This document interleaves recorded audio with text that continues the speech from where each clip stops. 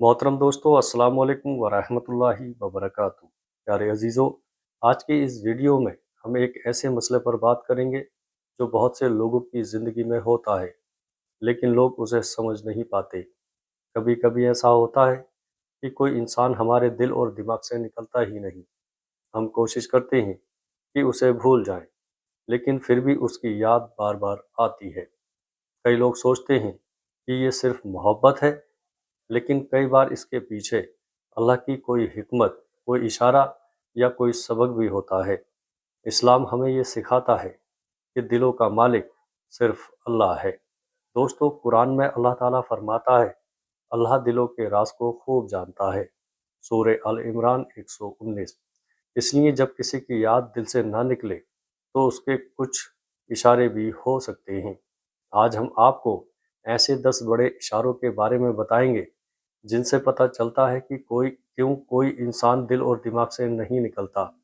दोस्तों, पहला इशारा, अल्लाह उस इंसान के ज़रिए आपको कोई सबक देना चाहता है। कभी कभी कोई इंसान हमारी ज़िंदगी में सिर्फ इसलिए आता है ताकि हमें कोई सबक सिखा सके। हो सकता है कि उस इंसान ने आपको दुख दिया हो, लेकिन उस दुख के ज़रिए अल्लाह आपको सब्र, तवक्कुल और अल्लाह पर भरोसा करना सिखा रहा हो।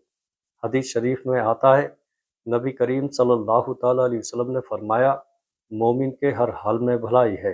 अगर उसे खुशी मिले तो शुक्र करता है, और अगर उसे तकलीफ मिले तो सब्र करता है। सही मुस्लिम 2999। इसलिए कभी कभी दिल से ना निकलने वाली याद एक सबक होती है। दूसरा इशारा, दिल में मोहब्बत अल्लाह डाल देता है। मोहब्बत इंसान खुद पैदा नहीं करता, मोहब्बत दिलों में अल्लाह डालता है। कुरान में अल्लाह फरमाता है, और उसने उनके दिलों में मोहब्बत डाल दी। सूरह अल अनफाल 63। इसलिए अगर किसी की याद दिल से नहीं जाती तो ये भी हो सकता है कि अल्लाह ने दिल में मोहब्बत रख दी हो, लेकिन इस मोहब्बत को हलाल रास्ते में लाना ज़रूरी है। दोस्तों, तीसरा इशारा, दिल का लगाव एक इम्तिहान भी हो सकता है। कभी कभी ये अल्लाह का इम्तिहान भी होता है। अल्लाह देखता है कि बंदा दिल की बात मानता है या अल्लाह का हुक्म। कुरान में है, और हम तुम्हें ज़रूर आजमाएंगे। सूरह बकरा 155। दोस्तों, अगर कोई इंसान दिल में बस गया है लेकिन रिश्ता हलाल नहीं है, तो ये एक इम्तिहान हो सकता है। चौथा इशारा, अधूरी मोहब्बत जल्दी नहीं भूलती। अक्सर ऐसा होता है कि अधूरी मोहब्बत जल्दी नहीं भूलती, क्योंकि इंसान का दिल सोचता रहता है, अगर ऐसा होता, अगर वैसा होता। इसी वजह से वो इंसान बार बार याद आता है। दोस्तों, इसलिए इस हालत में सबसे अच्छा इलाज है अल्लाह की तरफ लौटना। पांचवा इशारा, शैतान भी याद दिलाता रहता है। कभी कभी किसी इंसान की या कभी कभी किसी की याद इसलिए भी आती रहती है क्योंकि शैतान उस याद को जिंदा रखता है। कुरान में है, शैतान इंसान का खुला दुश्मन है। सूरह बकरा 168। अगर वो रिश्ता गुनाह की तरफ ले जा रहा है तो समझ लीजिएगा ये शैतान का धोखा है। दोस्तों, छठा इशारा, दिल की कमज़ोरी।